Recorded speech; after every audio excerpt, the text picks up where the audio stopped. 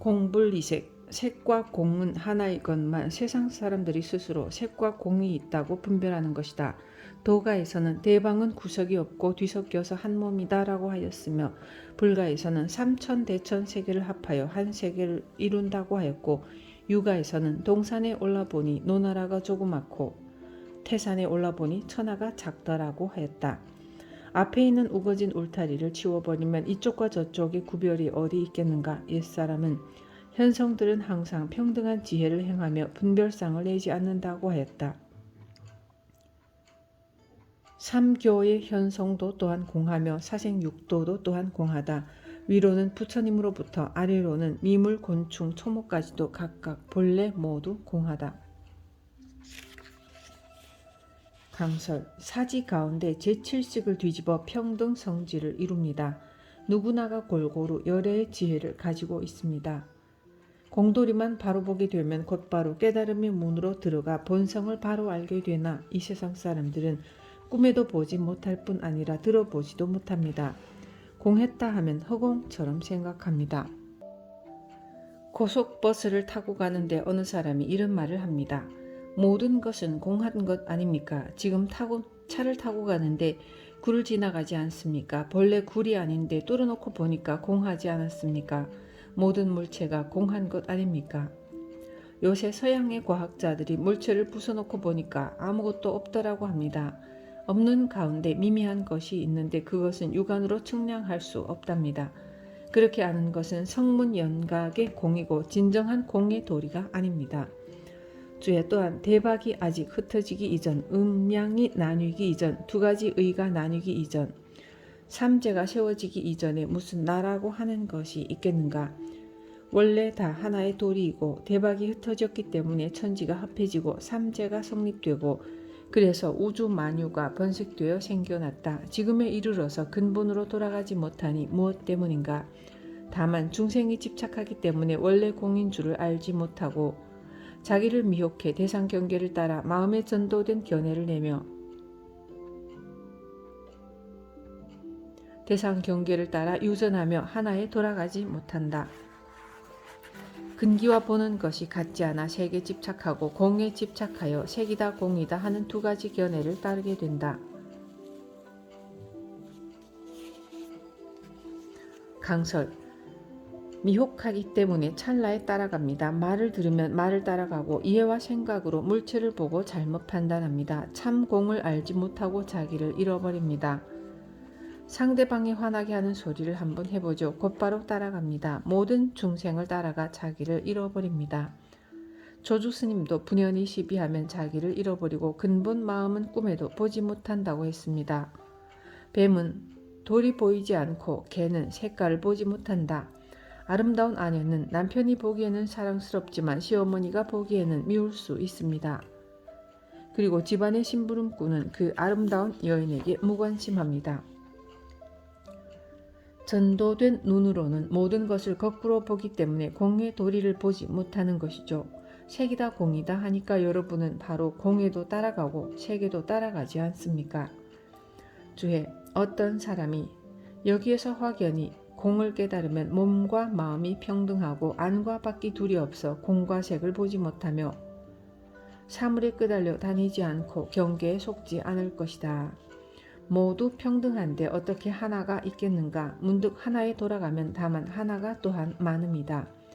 중량조사는 근원을 깨어나 하나를 지키는 것이 공부이고 땅은 오래려고 하늘은 높고 커서 하나조차도 없다고 하였고 고덕은 만법이 하나로 돌아가는데 하나는 어디로 돌아가는가 라고 하였다.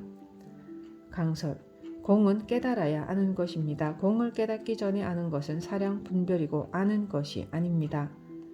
공을 알기 이전에는 내가 만물을 부리지 못하고 내가 아닌 제2의 물건이 나를 부립니다. 참선하다가 호련히 한 생각이 일어난 것에 왜 속습니까?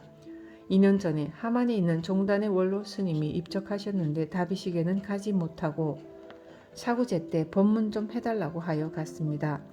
가보니 종단의 원로 스님이 많이 와 계셨어요. 그 스님은 정화 때 공로가 많은 분이었습니다.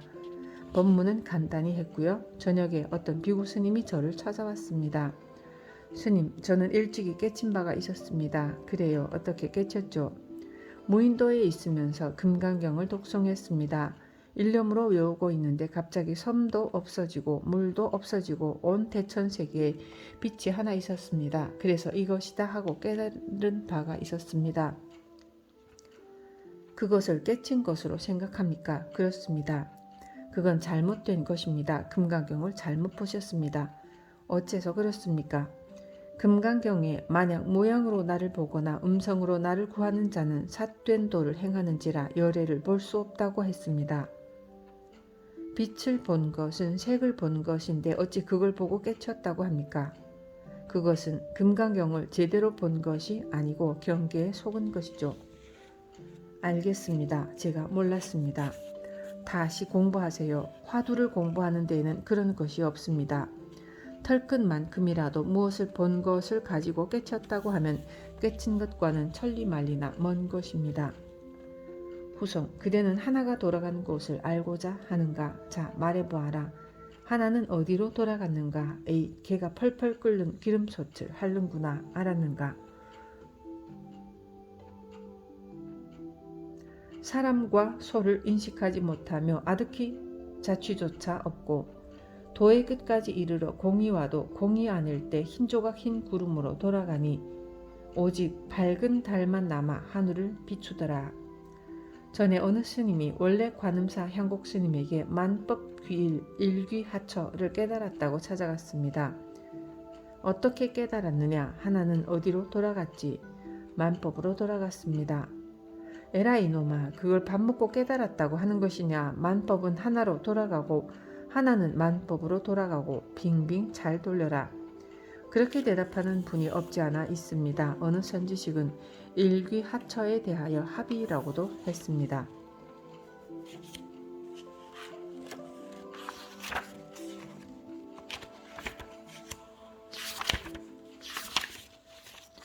색즉시공 강설 주장자를 들어 보이시며 시외 대중은 아시겠습니까? 이것이 공입니까? 아니면 고요한 것이라고 해야 합니까? 고요한 것이 아닙니다. 움직이는 것이라고 하면 더욱 거리가 멀어집니다. 여러분은 뭐라고 해야 되겠습니까? 구멍 없는 쇠뭉치요 펄펄 타는 불덩어리이다. 색불이공 공불이색은 성문 연각의 이승의 경지이고 색즉시공 공즉시색은 대승보살의 경지입니다. 대천세계의 모든 것을 손가락 하나 까딱하지 않고 공으로 보았습니다. 주의 색 가운데 공이 있지만 세상 사람들은 보지 못한다. 눈은 색이라 사물을 볼 수 없으며 다만 진공의 묘한 성품만이 볼 수 있다. 귀는 색이라 소리를 들을 수 없으며 다만 진공의 묘한 성품이 듣는 것이다.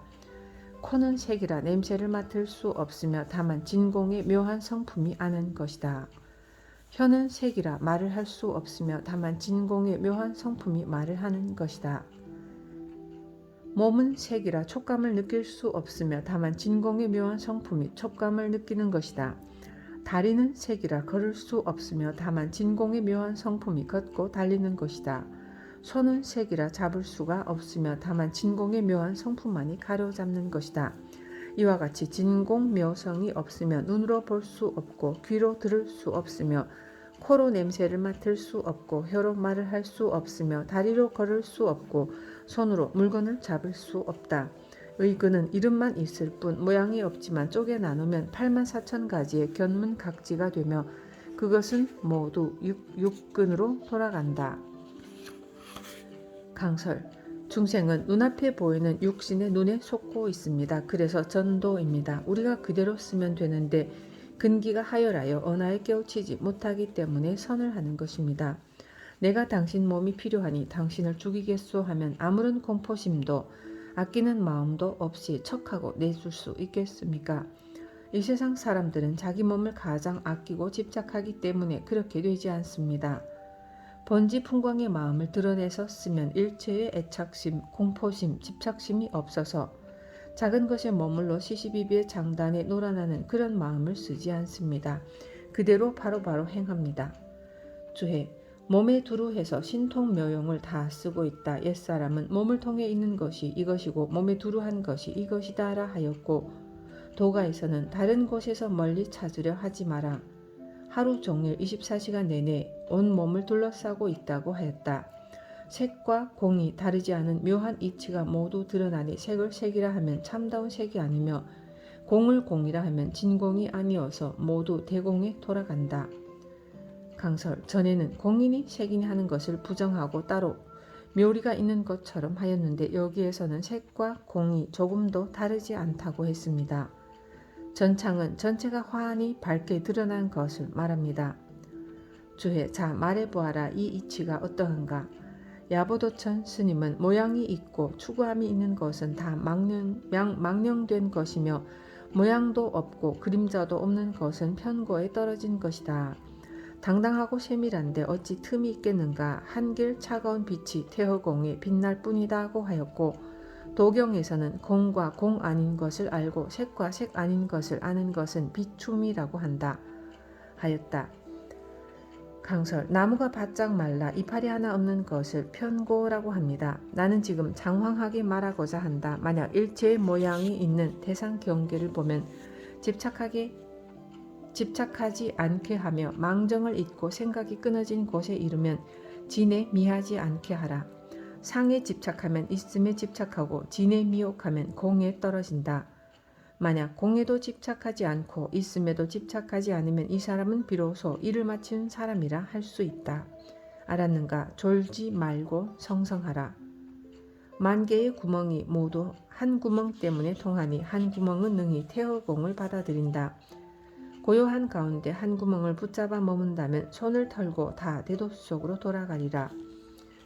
강설, 참선을 할 때 한 생각 일어나기 이전, 즉 이놈이 무엇인가 하고 한 생각 일어나기 전을 되짚어 가만히 그 자리를 관하다 보면 잠이 옵니다. 잠이 안 오더라도 고요한 것을 취하다 보면 내가 있는 건지 없는 건지 시간이 가는지 전혀 모르고 몰록 지나쳐 가거든요. 그렇게 공부한 분들이 저에게 찾아와서 공부에 상당한 경지가 있고 힘을 얻었다는 말을 합니다. 그리고 통틀어 그것뿐이라는 것을 알았다고 합니다. 그러므로 한 생각 이전을 짚어 들어가라고 가르치는 분도 있다는 것입니다. 그래서 이 공부는 참으로 어렵습니다. 오랫동안 고요한 곳에 취하여 며칠을 보내는 일이 많습니다. 그런 후에는 본인이 이거구나 하는 사견이 생겨 사람을 버리는 수가 많고요. 솔직히 그런 사람은 공부 안 한 사람보다도 오히려 버린 사람. 잘못되었다 하면 말을 듣지 않고 도리어 엉뚱한 소리를 하고 고집을 피우면서 대듭니다. 스님들도 그런 분이 있어 마을의 불자님들도 그런 분이 참 많습니다. 얼마 전에 서울에서 거사님 한 분이 찾아왔습니다. 스님은 공안에 대해 아주 밝다고 소문이 났습니다. 숭산 스님과는 판치생모에 대해 물어 일단 거량이 끝났습니다. 백양사도 갔다 오고 어디에도 갔다 왔다고 해요. 과거에 전강 스님, 효봉 스님, 동산 스님 때부터 오랫동안 정진을 하여 견처가 생겨 큰 스님마다 찾아다니면서 거량을 했다고 합니다. 공안에 대해 밝다고 하시니 스님께 한 가지 물으려고 합니다. 예, 물으시죠. 여기가 항림사라고 하는데 학이 몇 마리나 있습니까? 그래서 소리를 병력같이 질렀습니다. 알겠는가? 거량이라는 것이 상대방이 질문을 해와 확실하게 옳으면 옳다, 그르면 그르다고 짚어놓고 그 다음 것을 해야 합니다. 그런데 거기에 대한 대답이 없어 다시 몇 근이나 됩니까? 하고 물었습니다. 묻는 말과 동시에 주장자로 어깨를 한 대 쳤습니다. 이제 몇 근인지 알겠습니까? 아무 말 않고 가만히 앉아 있어요. 어깨를 툭 치고 몇 근인지 아느냐고 했을 때 아니면 아니다, 맞으면 맞다고 뚜렷한 대답이 있어야 합니다. 오늘날 공부하는 사람이 스승을 잘못 만나서 그렇게 병들어 있는 사람들로 꽉 차 있어요.